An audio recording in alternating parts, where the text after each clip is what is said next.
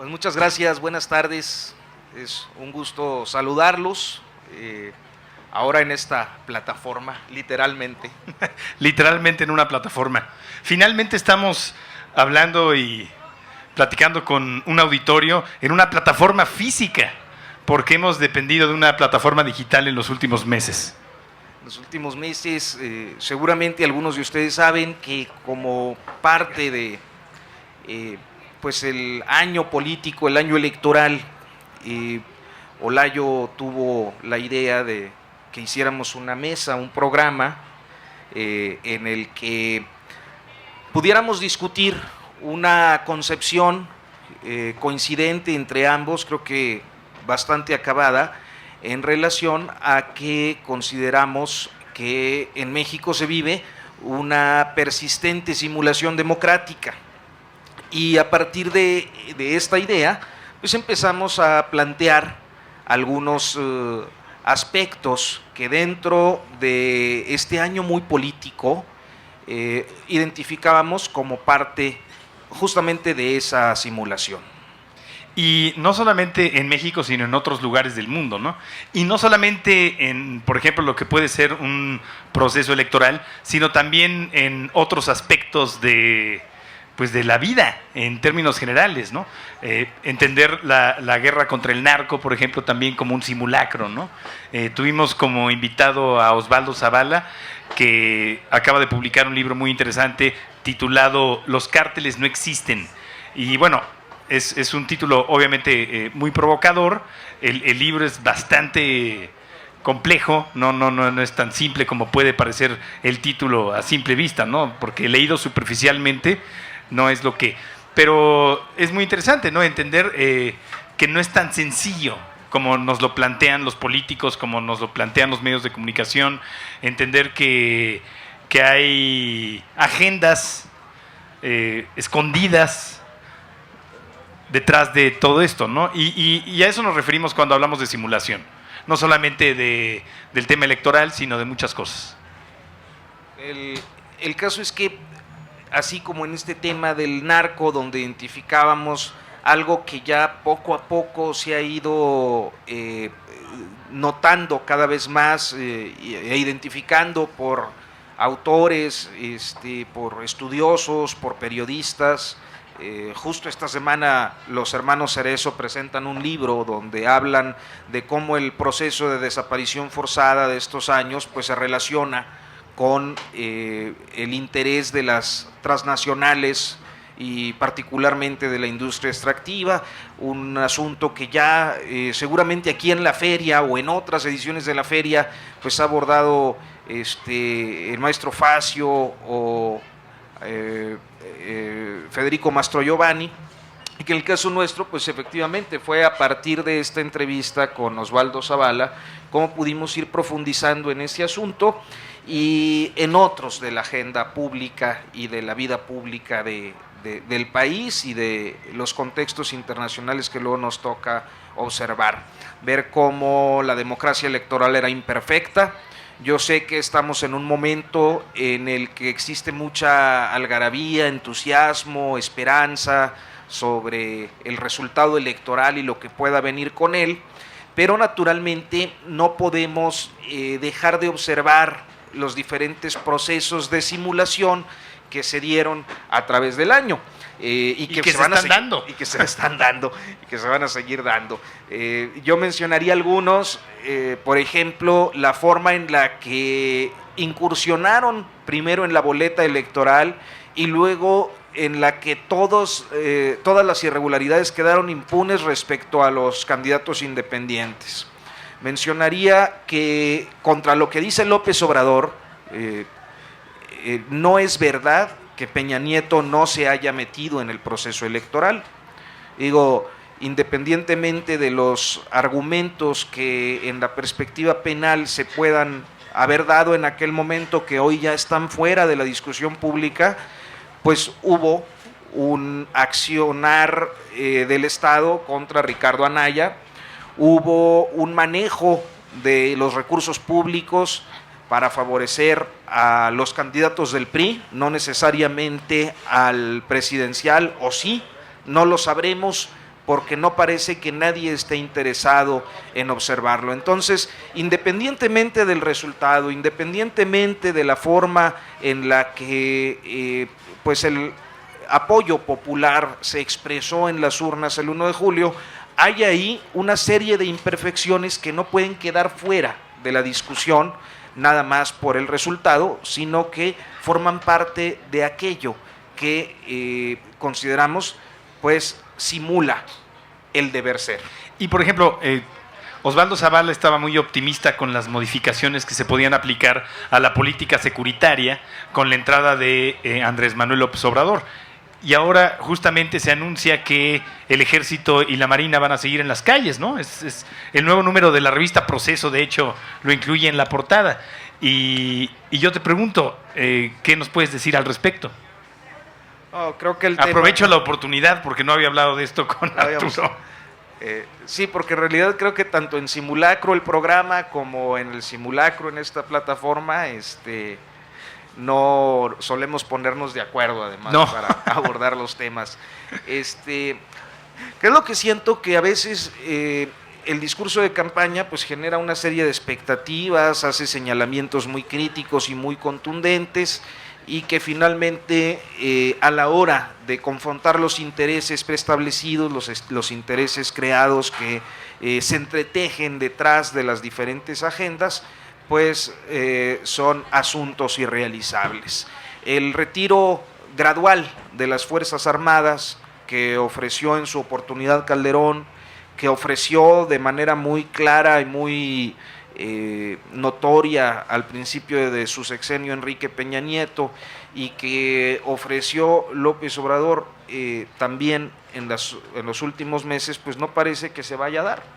O sea, creo que a final de cuentas el poder que los militares y la preponderancia que los militares han tomado nos orientan a observar que la militarización va a continuar y que no es algo a lo que podamos permanecer ajenos, ¿no? Claro. Ahora, muchos de ustedes tal vez no nos conozcan, no nos identifiquen. Nosotros actualmente colaboramos en una plataforma de contenidos de audio digital por suscripción que se llama Convoy. Convoy nace como un medio de comunicación totalmente independiente y libre de restricciones corporativas. La mayoría de los medios de comunicación están o subsidiados por el gobierno o viven, por ejemplo, de anunciantes. En el momento en el que tú aceptas anunciantes, adquieres compromisos con marcas que pertenecen a grandes corporaciones, que tienen agendas amplias y muy intrusivas también. Entonces nosotros decidimos lanzar un medio de comunicación independiente que viviera de las suscripciones del público. Es decir, yo empecé en el 95 trabajando en radio y me daba cuenta de que el cliente no era el radio escucha, el cliente era Coca-Cola, o el cliente era un banco, o el cliente era una agencia de publicidad que representaba a estas marcas. Y entonces parecía que estábamos trabajando para estos clientes, para los anunciantes, en lugar de trabajar en función de las necesidades del radio escucha. Los cortes comerciales cada vez eran más largos, los anunciantes querían intervenir en nuestros discursos, querían pagar publientrevistas, ¿no? ¿Cómo se llaman? Entonces decidimos lanzar un medio de comunicación que fuera independiente, que viviera de los suscriptores, que viviera del público, como una especie de Netflix, pero de radio. Y vivir de eso, ¿no? De suscriptores, para no tener que estar trabajando para otros clientes que no son. Para mí el verdadero cliente pues es el público, en este caso no es radio escucha, porque no es radio literalmente lo que hacemos, pero sí el suscriptor o el convoyente, como le decimos, porque nuestro medio se llama Convoy. Gracias a eso hemos podido lanzar un programa como el que hacemos, titulado Simulacro, que de verdad no tiene ningún compromiso con nadie. Que eso es complicado entenderlo cuando no trabajas en medios de comunicación o cuando no estás vinculado a ellos. Normalmente adquieres agendas, ¿no? Agendas ajenas, ¿no? Y en esa medida volvemos al tema del simulacro, con que vivimos en una simulación de libertad de expresión. Esa es otra. O sea, creo que uno de los grandes problemas que persiste en este país es justo la ausencia de espacios o la forma o el número tan limitado de espacios que de una manera libre pueden abordar las diferentes temáticas que nos son de interés. O sea, si repasamos los últimos 50 años, vamos a encontrar que uno de los reclamos persistentes en todo movimiento social, político, cultural en este país tiene en su desarrollo, subyace el reclamo por la falta de libertad de expresión. O sea, cuando vemos, por ejemplo, esta consigna tan sonora del 68 y del movimiento estudiantil, que decía y reclamaba prensa vendida, hace unos días recordábamos cómo se cumplieron 50 años de aquella marcha que pasa justo por esta zona y en la que los estudiantes llevaban diarios encendidos como antorchas, ¿no? Hemos visto otros momentos, justo ahí está la imagen en esta portada de un especial de Proceso. Hemos visto cómo ese reclamo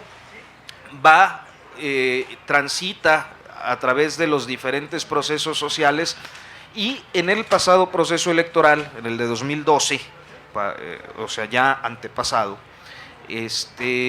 vimos cómo el reclamo de democracia efectiva y equidad en medios y de libertad de expresión seguía siendo el mismo que motivaba, que servía como hilo conductor del proceso de los estudiantes del movimiento Yo Soy 132.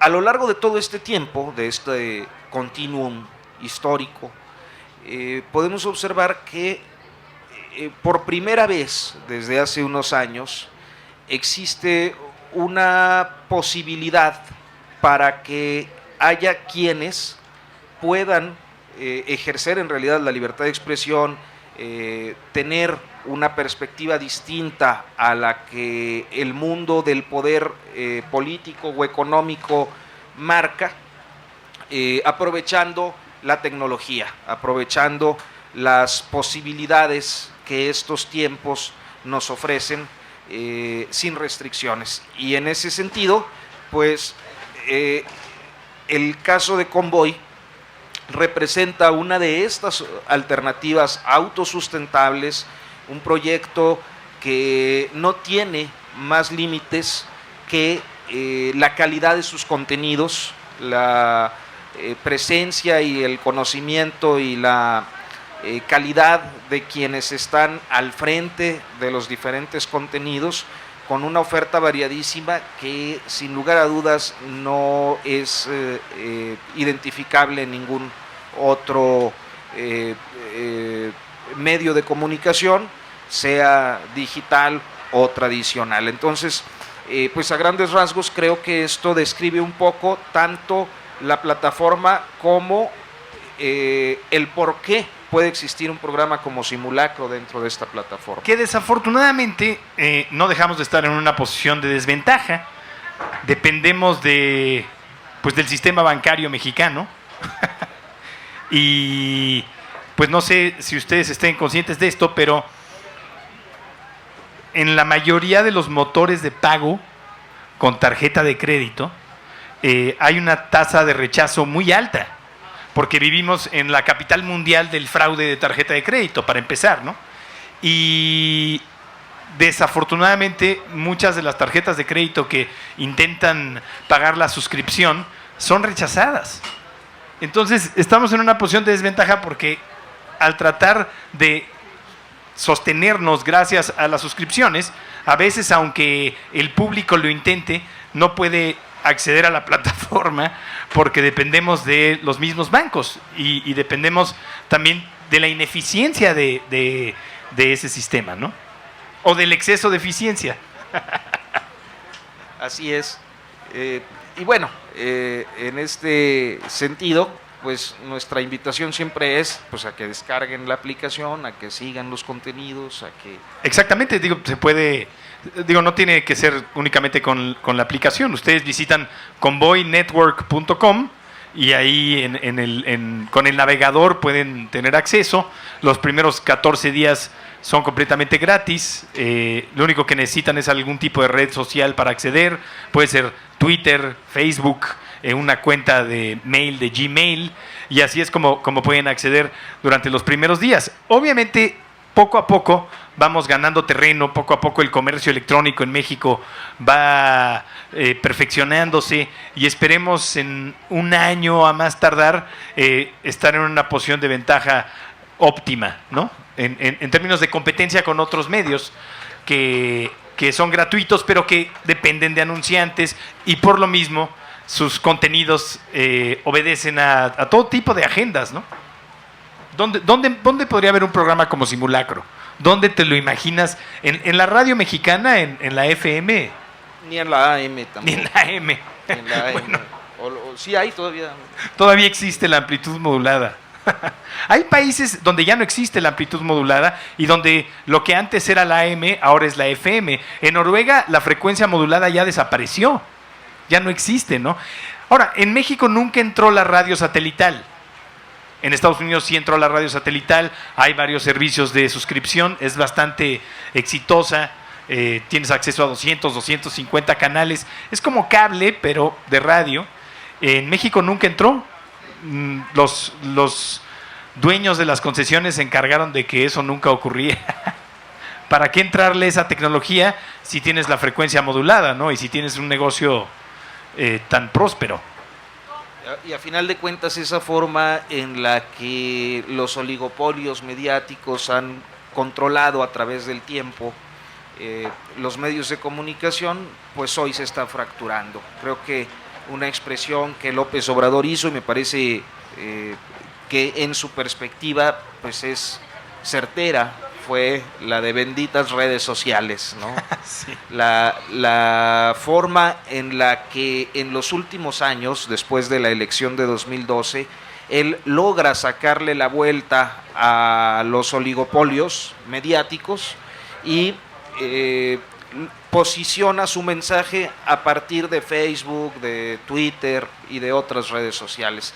Entonces, nuestra forma de ver el mundo, de entender la política, de conocer los asuntos de la cosa pública, de asimilar los contenidos culturales, cambió. Y creo que pues en esta dinámica que trata de evitar esta concentración de poder, es que es posible una oferta como la de Convoy, que es pues esta de la que estamos hablando en este momento. Ahora, curiosamente, el modelo de Convoy no ha funcionado en otros países. En México, en el caso de nosotros, sí ha funcionado, digo, se mantiene, sobrevive, digamos, gracias precisamente a la falta de oferta de contenidos de este tipo en otros medios de comunicación. Es decir, en Estados Unidos no es tan necesario, en Sudamérica no es tan necesario, y curiosamente en México sí, precisamente por la falta de libertad de expresión. Es un poco lo que ocurría cuando don Julio Scherer decía que la existencia de Proceso se explicaba en que los periódicos no hacían su trabajo, ¿no? Creo que esto se actualiza una y otra vez, o sea, la forma en la que el poder, sobre todo el poder político, pero también el económico, logran concentrar y imponer una hegemonía discursiva o narrativa en los diferentes medios de comunicación, había evitado ciertos cambios en la vida política mexicana. Creo que hay ejemplos muy claros de cómo también el poder económico incide en asuntos políticos. Hay temas que a través del tiempo se nos fueron induciendo, ¿no? La reforma educativa, por ejemplo. O sea, cómo el tema de la reforma educativa fue objeto de un documental realizado por Claudio X González, o financiado por Claudio X González y realizado a través... ¿El de Loret? El de Loret, justamente. No sabía que lo había pagado él. Sí, claro, fue de Mexicanos Primero, que era presidido por Claudio X. Tenemos casos como el de la reforma energética, ¿no? Que a través de la última década al menos, o las últimas 2 décadas, nos habían insistido en contra del discurso del nacionalismo revolucionario, que fue en el que nos formamos la mayoría, o al menos los que fuimos a escuela pública, donde nos decían que ya la reforma era necesaria, que era indispensable, que era inevitable. La reforma laboral, cuando todo el sector privado estaba hablando de que era necesario cambiar los esquemas de justicia laboral porque hacían poco competitivo al país. Y esto se va generalizando a través de discursos, narrativas, historias, notas pequeñas, historias de vida, poco a poco, hasta que nos dan el ramalazo y muchas veces la sociedad ha quedado en un limbo donde no sabe si aquello que a todas luces es indeseable en realidad es lo correcto o no. Creo que así como en esos ejemplos, el caso de la reforma educativa fue, me parece que muy claro, sobre todo por lo vertiginoso de cómo se dieron las cosas.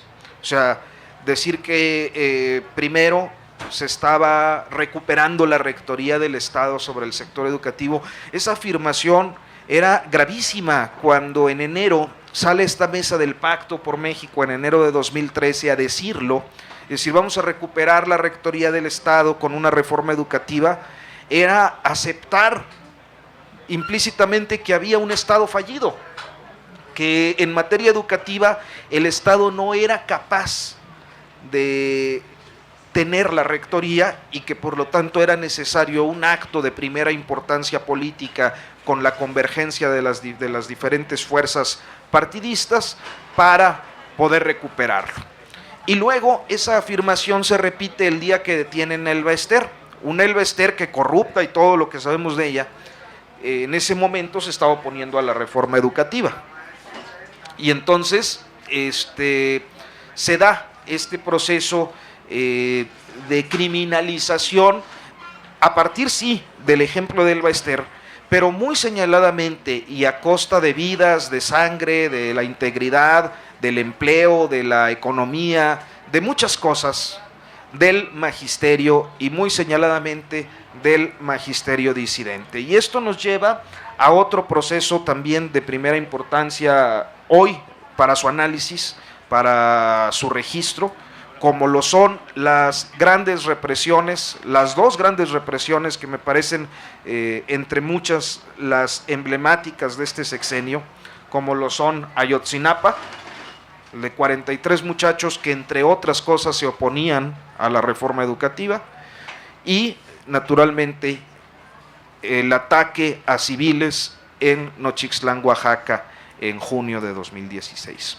O sea, hoy, a la vuelta de 6 años, entendemos que todo fue una simulación, ¿no?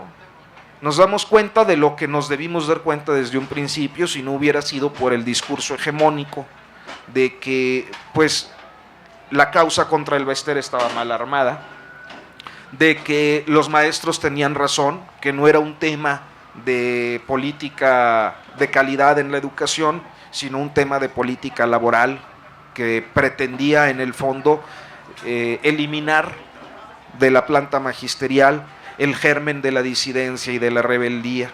Y en tanto recibimos toda esta propaganda que justificó las golpizas en la Ciudad de México desde 2013, el encarcelamiento de cientos de personas, inclusive en la Ciudad de México, que terminaron convirtiendo en un epicentro de la represión y de la censura, cuando hasta hace unos años la Ciudad de México, y lo digo yo, norteño, provinciano si quieren, pues era el epicentro de las libertades democráticas del país, donde estaban floreciendo los temas importantes y la modernización de las ideas y de los derechos. Entonces, de eso va en buena medida simulacro, o sea, de abordar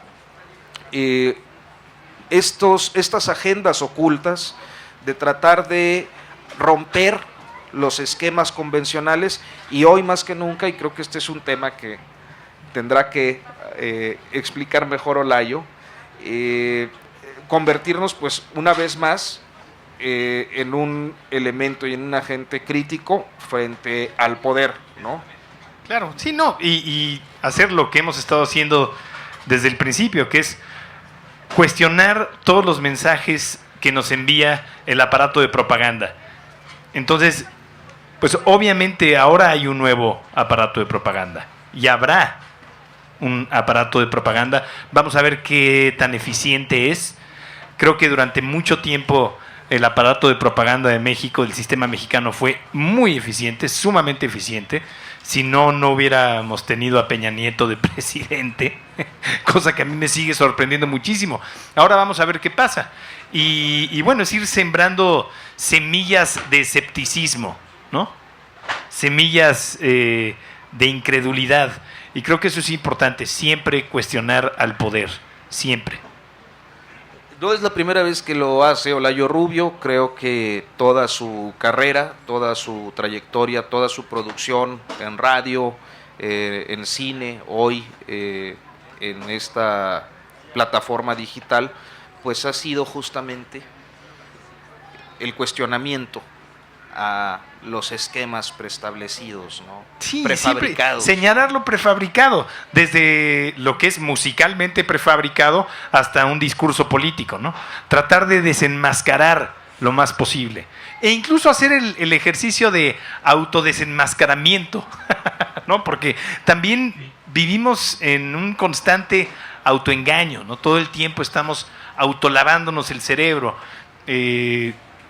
La mentira tiene raíces biológicas, ¿no? Incluso los insectos mienten para atrapar a sus presas y también se engañan a sí mismos por supervivencia. Y creo que también ese ejercicio es importante, eso ya tiene que ver con cuestiones psicológicas, pero tratar de evitar el autoengaño lo más posible.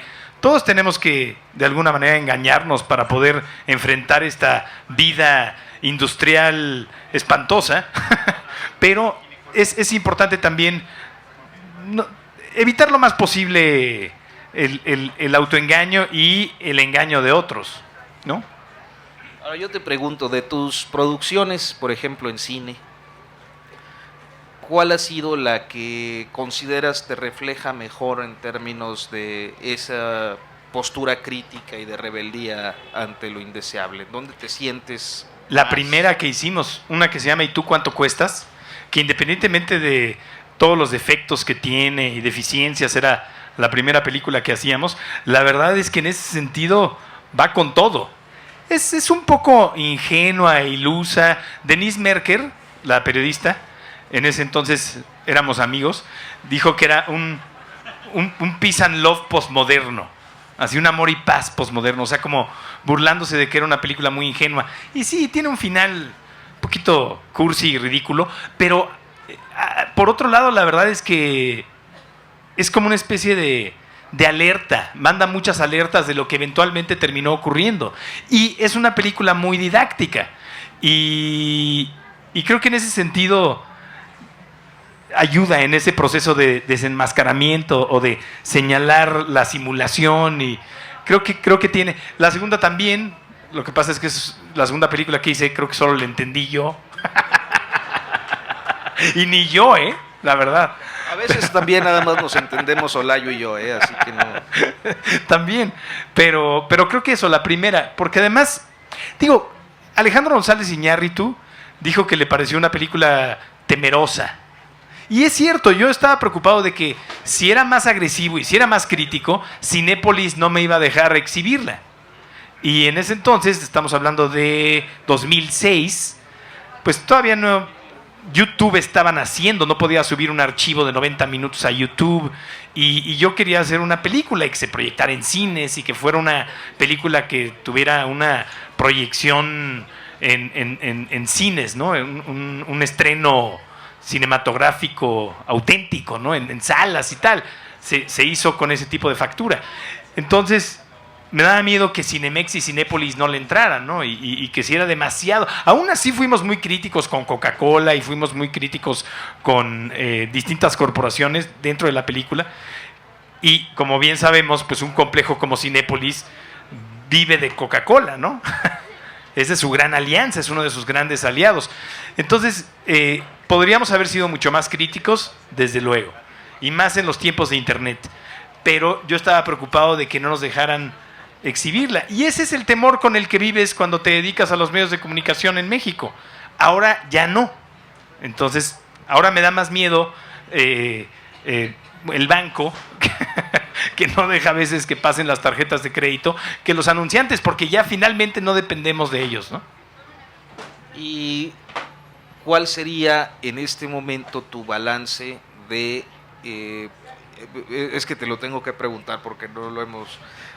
de lo que está ocurriendo con las plataformas on demand, particularmente con contenidos, y a propósito de los simulacros, como el de las flores que salió, o Luis Miguel la serie? Pues es interesante porque, bueno, por un lado tenemos en el cine lo que yo llamo la televisación del cine mexicano. Son comedias románticas que son exitosísimas, pero que parten de elementos propios de la televisión mexicana. ¿A qué me refiero con esto? Por ejemplo, la película más taquillera de la historia de México es No se aceptan devoluciones, con Eugenio Derbez. Ganó entre Estados Unidos y México, obviamente mexicanos del otro lado de la frontera, más de 1,000 millones de pesos.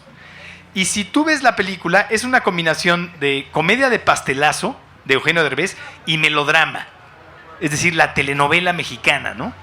Y creo que es eso, estamos viviendo la televisación del cine mexicano. Acaban de estrenar una película que se llama Ya Veremos, que también es una comedia melodramática que hizo casi la misma cantidad de dinero que la nueva entrega de Misión Imposible, ¿no? Una franquicia taquillerísima.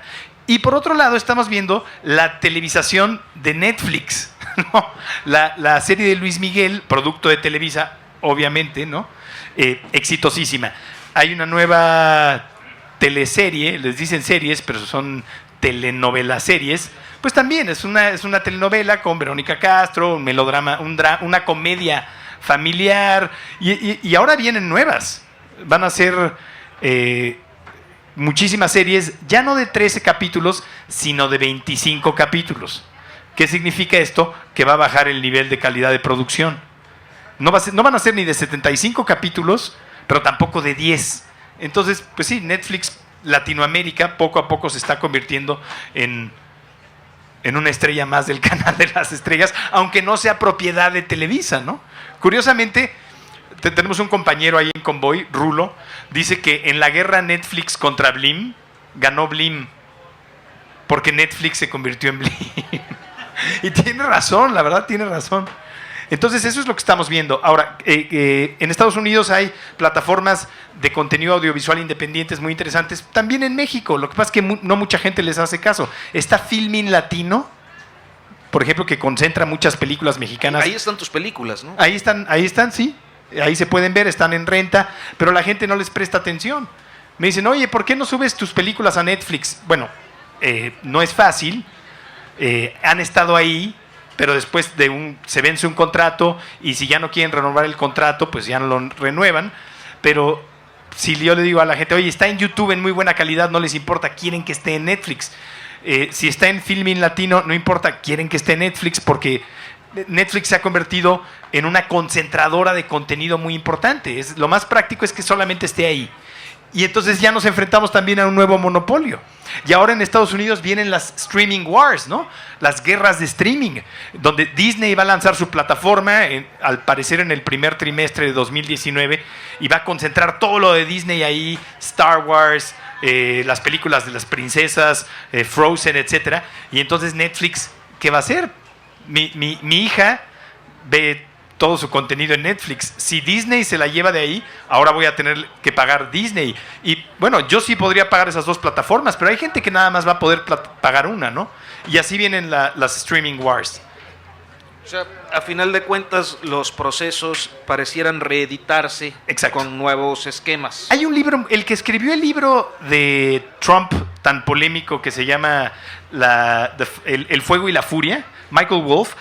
Su libro anterior es un libro muy interesante que se llama La televisión es la nueva televisión. Y explica que en esta guerra de internet contra la televisión terminó ganando la televisión otra vez. Es decir, Facebook, por ejemplo, pues ahora es una plataforma de video, ¿no? Sí hay textos todavía, pero ganó el video. Entonces, Netflix también, ¿no? Lo poderoso que es. La televisión es la nueva televisión. Un libro muy interesante. Creo que todavía no se edita en español. Debería haberse editado en español. La verdad es un gran libro, porque sí hace un análisis de cómo parecía que Internet iba a sustituir a la televisión, y no, la televisión es la nueva televisión. ¿Qué podemos pensar de los procesos políticos? ¿Crees que también se vayan a adaptar, reeditar, mimetizar? Yo soy de la idea de que sí, pero...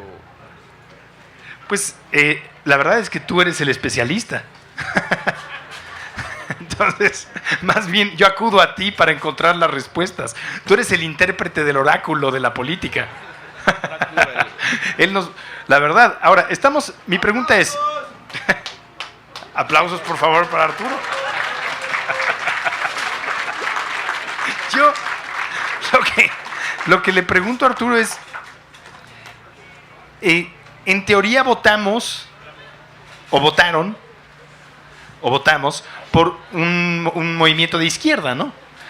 Ahora, cuando se habla del nacionalismo revolucionario, ¿de qué estamos hablando? Es un planteamiento complejo. Te acabo de aventar un tirabuzón durísimo. Sí, perdón. rudo. Ok, entonces te pregunto, a ver, ¿quieres no, que sea no, más no. específico? No, vamos a tratar de avanzar con el planteamiento así como está. Lo que creo es que en sí el voto por López Obrador no necesariamente fue un voto por la izquierda. Primero, porque me parece que hay un ingrediente de indignación y de enojo social que no necesariamente vota por un planteamiento ideológico, sino por lo que considera puede ser un cambio. Ya se enojó Dios. Sí. Aguas, ¿eh? ¿Cómo que Tlaloc? Por otra parte, me parece que López Obrador, si bien encarna algunos planteamientos de las izquierdas históricas o algunas posturas, muy señaladamente en el tema de la política social, tampoco es como que la oferta López Obradorista, particularmente en este proceso electoral, Perdón, es que haya sido... con la lluvia. Y falta un trueno, ¿no? Sí, solo falta un Que trueno, selle nuestro la futuro. música dramática. Perdón, Ya, continúa. No, está bien. Quizás deba tener cuidado con mis expresiones dadas las señales. Se llama censura climatológica. Decíamos que Oye, ¿trajiste a Pollo Rock? ¿Se oyeron? Sí, se oyó música. Se oyó Necesito fondo, aplausos. Sí, aplausos. Aplausos automáticos. No de ustedes. No, es que en nuestro programa de audio, porque no es radio, tenemos un teclado con el que activamos aplausos, bus, risas. El simulacro. Perdón. No, pues ya, Los de atrás. Era eso, la forma en la que, de algún modo, particularmente esta campaña, pues hizo posible la convergencia de actores cercanos a las cúpulas de poder histórico, ¿no? Entonces no era necesariamente un planteamiento de izquierda a izquierda, sino un planteamiento quizás demosocial, demócrata social, que se convirtió en la alternativa de cambio, ¿no? En un momento en el que la sociedad está harta de la corrupción, de la violencia, de la desigualdad, pues de toda la podredumbre del sistema mexicano. ¿Qué es lo que viene? Pues no lo sabemos. Yo creo que hay indicadores, ¿no? Que a mí me gustaría que hoy que tienes un anuncio que hacer, para quienes nos han seguido en estos meses, y han estado reclamando la segunda temporada. Así es, vamos a empezar muy pronto la segunda temporada de Simulacro porque consideramos que el simulacro es permanente, ¿no? Es como la guerra, o sea, como la guerra de acuerdo con el planteamiento de Orwell en 1984, diseñada para ser continua, ¿no? No es, o sea, el simulacro es un fin en sí mismo. Estamos viviendo ya ahora el simulacro del simulacro que denuncia el simulacro, el metasimulacro.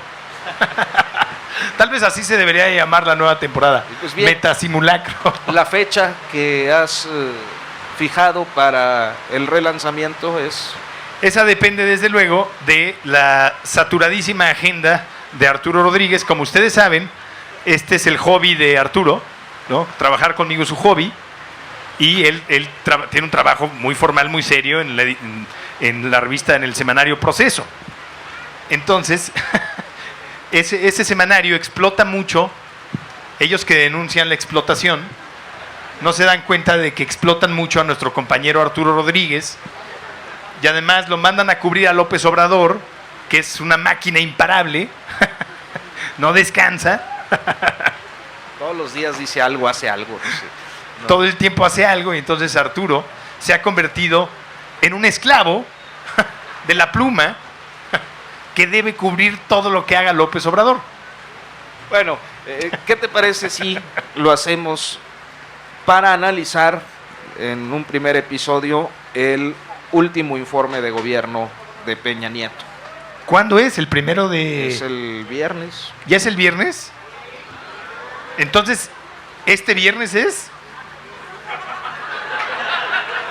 Ok, pero ¿y los promos y la campaña?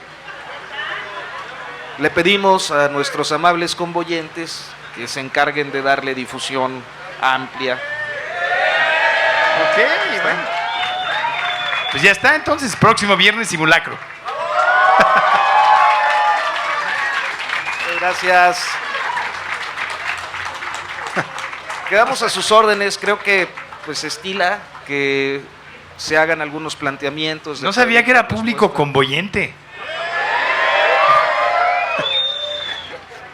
Entonces, pues quedamos abiertos a planteamientos. Qué bien. Quedamos abiertos a participar con... Sí, si alguien quiere hacer alguna pregunta, comentario, cuestionamiento. Vamos. ¿Quién quiere preguntar? Entonces me dicen. Se pasa el micrófono. Así, gracias. Los felicito a los dos de veras porque aquí estamos todavía los seres humanos capaces de, a pesar de la lluvia y cierto clima medio adverso, somos capaces de converger en la energía personal para aumentar nuestra capacidad de diálogo. La pregunta concreta me llamó la atención cuando hacías la paráfrasis de que las estrellas de los medios de comunicación, Netflix y las demás medios de comunicación, que TV Azteca y Televisa en su momento masificaron la imagen de Peña Nieto para hacerlo llegar a la presidencia de la República mediante la complicidad de los poderes fácticos. Pero al mismo tiempo hoy el suegro de Emilio Azcárraga, de su segundo matrimonio de apellido Fastlich, y TV Azteca, las dos grandes cómplices de lo que hicieron en el 2012, hoy son aliadas incondicionales del nuevo presidente electo, que le damos el beneficio de la duda a reserva de lo que llegue a ser y comprobar por los hechos. Mas, sin embargo, la pregunta a la que aludías tú momentos antes a los momentos antes, cuando hablaba él de que no llegó la izquierda necesariamente, aquella de convicciones ideológicas y valores emanadas de movimientos sociales previos. Llegó una alianza de inconformidad, de indignación y voto de castigo ya insoportable contra un régimen de gobierno, mas no los valores de la izquierda emanados del 68 y de Madera, Chihuahua, de la lucha guerrillera y de otros movimientos serios campesinos y obreros que hoy esperemos continúen por otros medios alternativos. Y aludiendo a lo que decías, que Netflix y las otras Blim se han convertido en las estrellas de los medios de comunicación, este planteamiento le hago a los dos, más a ti por supuesto, que eres el autor y el señor periodista comentarista. ¿Acaso todos los mexicanos hoy de Blim, Netflix y otros medios de comunicación de internet, YouTube, etcétera, etcétera, seremos las nuevas estrellas de la masificación como lo fueron en su momento ciertas actrices de Televisa y TV Azteca que hoy son esposas de gobernadores y presidentes? ¿Seremos acaso las estrellas masificadoras, masivas, que no sepamos razonar o que no tengamos la capacidad de vislumbrar una crítica alternativa y social para irnos tomando cierta distancia y tomar alternativas de movimientos sociales que realmente lleguen al poder? Muchas gracias. Les pido un favor, intervenciones cortas y si se puede, preguntas directas para que podamos avanzar. Todos los que están, todos los que están en los laterales intenten hacerse chiquitos por este lado, si quieren péguense más para acá para que no se vayan a mojar. Todos los de sillas, ahora sí que a calor humano lo más que puedan para que los de los alrededores no se nos mojen, por favor. Exacto, y nada más tengan mucho cuidado con nuestros cables en el centro, nada más tengan mucho cuidado con la computadora y los cables en el centro, ¿ok? Para que la gente no se nos... Exacto, eso, que se note el calor humano. Adelante, sigan ustedes. Gracias, Marina. Bueno,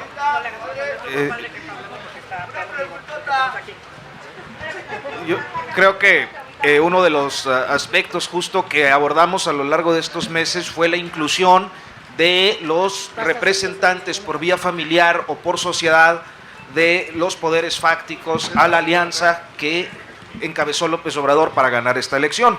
O sea, eso tampoco es desconocido, creo que es más o menos una verdad ante la que nos gusta, o a un sector de la sociedad, ser un tanto indiferente o tratar de no ver, ¿no? Voltear para otro lado. Pero ciertamente no se trata solo del suegro de Azcárraga, del consuegro de Slim, del colaborador de Salinas Pliego. Se trata también de Jiménez Espriu, el hombre de IDESA, socio de Odebrecht, y se trata de muchos de los clanes familiares que a lo largo de no 20 años, no 50 años, no un siglo, sino a través de los siglos han tenido una participación importante en los procesos políticos, económicos y sociales de este país, inclusive con participación protagónica en los movimientos sociales armados revolucionarios de 1810, de la independencia, pues, de la Reforma y de la Revolución maderista y posterior de 1910. Entonces, estos clanes, pues, generalmente encuentran la forma de reagruparse y de incorporarse a las nuevas dinámicas políticas. Lo han hecho a través de la historia. O sea, podríamos encontrar casos muy concretos de familias que con toda seguridad, y les voy a poner un ejemplo así concretísimo, estuvieron en el proceso de independencia y eran realistas. Pero luego, cuando triunfó la independencia, se convirtieron en independentistas y asumieron las primerísimas posiciones del poder regional en aquel tiempo en la temprana nación independiente, que luego en la Reforma apoyaron a los conservadores y tuvieron por eso pues un cierto desbalance en los años siguientes durante particularmente el Porfiriato, ante el cual se levantan con uno de sus vástagos en armas y toman la presidencia. Luego, con el paso de los años, los vemos fundando el PRI, fundando el PAN, y hoy con López Obrador, uno de sus descendientes en línea directa va a ser el jefe de la oficina de la Presidencia de la República, ¿no? Que es Alfonso Romo Garza, descendiente del clan Madero, que es el clan del que estoy hablando. Entonces los grupos de poder ahí están y siempre van a estar. Creo que la dinámica que a nosotros nos corresponde como quienes estamos cuestionando lo que ocurre en el devenir público, como es el caso de nuestro programa, o en el caso de los ciudadanos, con su discusión y su análisis de la cosa pública, pues es impugnar lo que esos grupos de poder quieran imponer, aquello que sea antidemocrático. No hay cheques en blanco, o al menos yo creo que no debe haberlos en una democracia, ¿no? ¿Qué es lo que viene? Pues no sabemos. O sea, hay muchas cosas que están muy sueltas ahí, pero sabemos que ahí están y que tienen sus intereses, ¿no? Entonces, este apoyo ciudadano pues tendrá en algún momento que decir, oye, no voté por ti para eso, ¿no? Supongo que por ahí va un poco el futuro.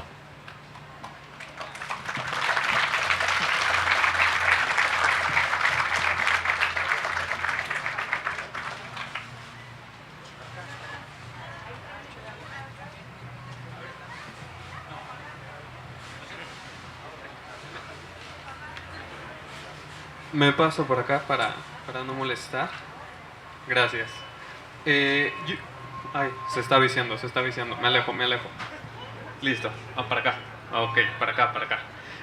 Yo creo que, así como ya vimos que hay mucho público que escucha Convoy, yo creo que hay un pequeño porcentaje que aquí no conoce Convoy. Entonces, hablaron sobre que es una plataforma parecida a Netflix y hay series. Actualmente estamos dentro del discurso de un programa que se llama Simulacro, pero Convoy para mí es una plataforma donde todos podemos adquirir mucha cultura. Entonces me gustaría que comentaran más o menos qué otras series hay, porque yo sé que manejan series de cine, de música. Entonces, para todos los que no conocen Convoy, ¿qué otras series manejan? No, pues bueno, para empezar, hay otra que hace Arturo, que lleva 4 capítulos ya, que se llama Ecos del 68, que es muy interesante porque pocas veces se puede profundizar lo suficiente con este tipo de temas.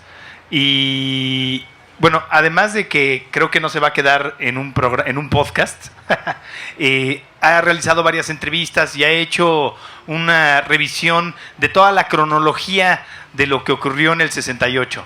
No solamente el evento de la matanza, sino todos los antecedentes, todo lo que ocurrió periféricamente. Ese es un programa muy interesante, de lo más interesante que tenemos en este momento en Convoy. Pero hay series de música, muchísimos audiodocumentales, series que producimos con mucho cuidado, con mucho detalle, con buena edición musical, la verdad creo que buenos guiones en mayor o menor grado. De todo, desde la historia de la música, precursores de música, principalmente rock and roll, porque la mayoría venimos de eso. A veces hablamos de música como... No, la verdad todavía no hacemos una serie que incluya a Franz Liszt y a Chopin. Pero deberíamos, nos encantaría, la verdad.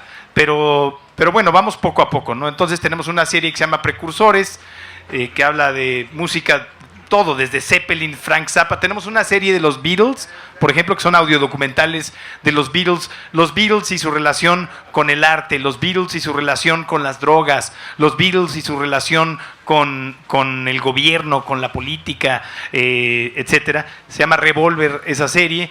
Tenemos, y no son solamente charlas, son discursos, son narraciones musicalizadas, interesantes, de 20 minutos, de 30 minutos.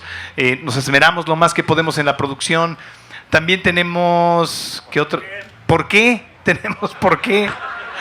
¿Por qué? Es un podcast humorístico. Nosotros decimos que es un híbrido entre investigación periodística y divagación filosófica. Lo narra Rubén Moya, a quien recordamos por ser la voz de Jack Palance en el programa Aunque usted no lo crea. Fue He-Man en Los Amos del Universo. Y también fue la voz de Saúl Izazo en unos comerciales, en una campaña de Bacardí. No sé si recuerden la prueba del añejo. Bueno, Saúl Izazo era un argentino, era un modelo argentino que hablaba así. Y entonces lo doblaba Rubén Moya, y entonces aparecía con una voz muy varonil, muy... Bueno, él es el que... Sí, Rubén Moya. Y bueno, él es el narrador, y el programa ha sido muy, muy divertido, y básicamente pretende responder cuestionamientos que todos nos hemos hecho alguna vez, como por ejemplo, ¿por qué en un país tan corrupto como México existe algo incorruptible como el alcoholímetro? O sea, el alcoholímetro es incorruptible. O sea, yo la gente que conozco que ha caído ahí no ha logrado escaparse, entonces nos preguntamos ¿por qué el alcoholímetro es incorruptible? ¿Por qué el hombre tiene pezones si no amamantamos a nadie? Nos preguntamos ¿por qué los argentinos son tan mamones? ¿Por qué somos tan nacos? ¿Por qué los gringos no nos quieren? Sí los han escuchado, ¿verdad? Ya veo que... Nos preguntamos ¿por qué el mexicano es racista? ¿Y por qué el mexicano es racista con el propio mexicano? Nos hemos preguntado ¿por qué? En algún momento nos preguntamos ¿por qué nadie habla mal de Netflix? Precisamente. Y así. Y ahora ya. ¿Así? ¿Qué pasó? Dinos, por favor. Netflix dijo que iba a ser un programa, no me pregunten cómo se llama, pero era un programa de 9 chavitos ricos, mis reyes, ¿no? De 9 mis reyes. Y le llovieron unas mentadas de madre que no les quiero contar, diciendo, ¿en serio eso es lo mejor que nos pueden contar de México? ¿No? O sea, que no hay otras cosas. La gente en inglés les decía, eso que están haciendo se llama telenovela. Y ya nos hartamos de que nos cuenten lo mismo en este país. No, les llovió con todo, ¿eh? Si quieren, échenle un ojo, pero yo no sé si van a seguir con el proyecto, pero sí, creo que hay muchas otras cosas mejores que contar de México. No, claro. Y de hecho, creo que este programa lo hicimos hace como 2 años, justamente advirtiendo que Netflix estaba convirtiendo en Blim. Y entonces, bueno, sí, creo que eso es un reality show que van a hacer de mis reyes. De mis reyes y de la vida de los protagonistas de las páginas de la revista Quién. Entonces van a hacer un programa de eso. Que alguna vez Alejandro González Iñárritu dijo que odiaba salir en la revista Quién porque era un catálogo para secuestradores. Ay, cabrón. ¿Y sí? ¿Cómo andamos de tiempo eso? ¿Una pregunta más? Una pregunta más. Bueno, salieron 2, pero muy rápidas. ¿Qué pasó, Layo? Qué raro, nadie lo había dicho. Bueno, primero... ¿Qué pasó? Betorrente. Betorcido. Mira dónde vino a salir, no lo encontrábamos desde cuándo. Ya debería salir. ¿Dónde has estado? Bueno, primero me gusta mucho Convoy, creo que tienen buenas plataformas, lo único que no me gustó mucho fue Spoiler TV, pero bueno. ¿Por qué? ¿Por qué? No sé, creo ¿Por que qué? Está comparado con todo el contenido que tienen, es como mucho más superficial que lo demás. Sí. Entonces, bueno. Y mi pregunta es, así como están los medios justo ahora y la alternativa que tiene Convoy, ¿crees que en alguna ocasión haya una especie de Blim, pero para ustedes, que empiece a hacer la competencia con contenido que tal vez a la gente sea como más para que pegue y cosas así? Ya lo hay, se llama así como suena. Sí existen, ¿eh? Sí existen. Lo que pasa es que son gratis, son chiquitos. ¿Cuál es el futuro de la FM también? Sí, pues lo que pasa es que dicen que la FM tiene al público que no tiene acceso a un dispositivo portátil con datos ilimitados. Es decir, que la gente tiene secuestrado al público que no tiene acceso a contenido de Internet con datos ilimitados. Eso en Estados Unidos. La tecnología de la frecuencia modulada ya es anticuada, la verdad. Ya tiene estática, tienes cortes comerciales eternos. Entonces, yo creo que, o sea, ya hay plataformas digamos que en beta, así como suena. Es una plataforma de podcasts, no es de radio en vivo, nada más es de podcasts, que es de Carlos Push, el periodista Carlos Push. Y están ahí, por ejemplo, los caricaturistas Gis y Trino, que tienen un podcast que se llama La Chora Interminable. Lo tienen ahí albergado o alojado, pero también en otros lugares, en Spotify, lo tienen en iTunes. Y ellos están pues lo que pasa es que ellos sí viven de patrocinios. Ellos sí tienen anuncios. Están ellos, hay otra plataforma chiquita que se llama Puentes, que también tienen ahí como podcast, pero creo que lo que pasa es que no hay mucha gente realmente profesional de radio haciendo podcasts, la verdad. Hay mucho amateur ahí y creo que lo que distingue a Convoy de otras plataformas es que somos gente que venimos de la FM, a la que nos siguen haciendo ofertas de FM. Hace poco se querían llevar a Rulo, a nuestro compañero Rulo, otra vez, ¿no? Hace poco un grupo radiofónico muy grande en México quería comprar Convoy y querían convertirlo en otra cosa, ¿no? Por supuesto que nos resistimos, pero creo que eso es lo que distingue a Convoy. Entonces la posibilidad por el momento somos muy chiquitos, y creo que se están esperando. Además, la gente que trabaja en radiodifusión está muy cómoda y muy contenta trabajando con comerciales. O sea, ellos celebran su propia mediocridad.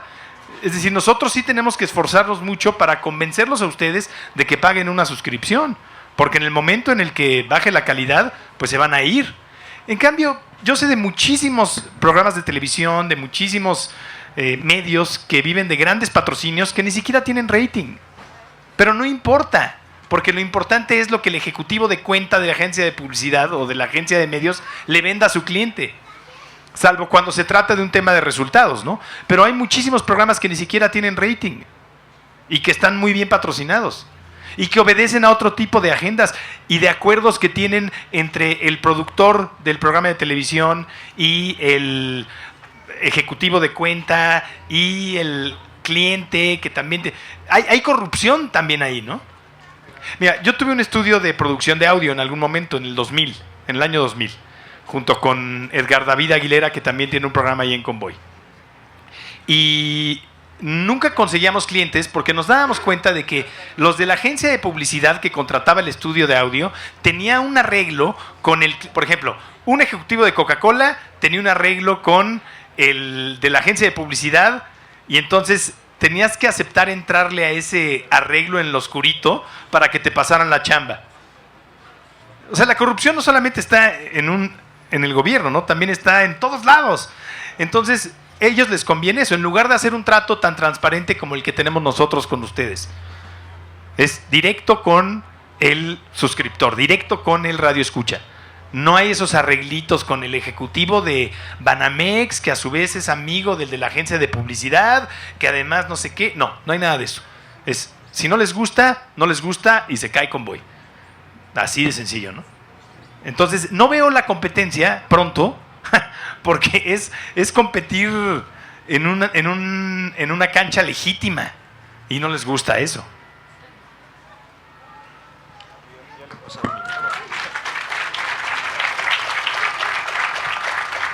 Ya se va el PRI. Yo recuerdo en el 2000, cuando pierde el PRI la capital, en las delegaciones, acompañé a mi delegada de Iztacalco, no dejaron ni un foco. No dejaron escritorios, desvalijaron, dejaron puros despojos. Peña Nieto ya se va el PRI. Espero que ahora sí para siempre. Pero está desmantelando Los Pinos. Todas las obras de arte se las están llevando. Van a dejar limpiecito todo. Tal vez será la pregunta para que los corucos y ladillas de la gaviota no se le peguen a la próxima presidencia. ¿O por qué está dejando despojos Peña Nieto? Está emitiendo bonos por 10,000 millones de dólares en Wall Street. ¿Para qué va a dejar esa deuda? No les bastó con haber pagado ese avión de 7,500 millones de pesos, cuando en realidad en el mercado no valía más que 2,000. ¿Quién se quedó con una parte? ¿Calderón o Peña Nieto? Ahora, ¿qué es lo que está haciendo Peña Nieto también? Está todavía abogando por esa reforma educativa. Todavía quieren tener al pueblo aborregado 80 años más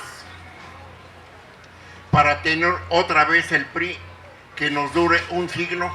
Recuerden ustedes, nos tardamos los mexicanos para elegir un presidente 80 años. No debemos dejar y abandonar esta lección. La lección de ahora es nunca volver a votar a ojos cerrados.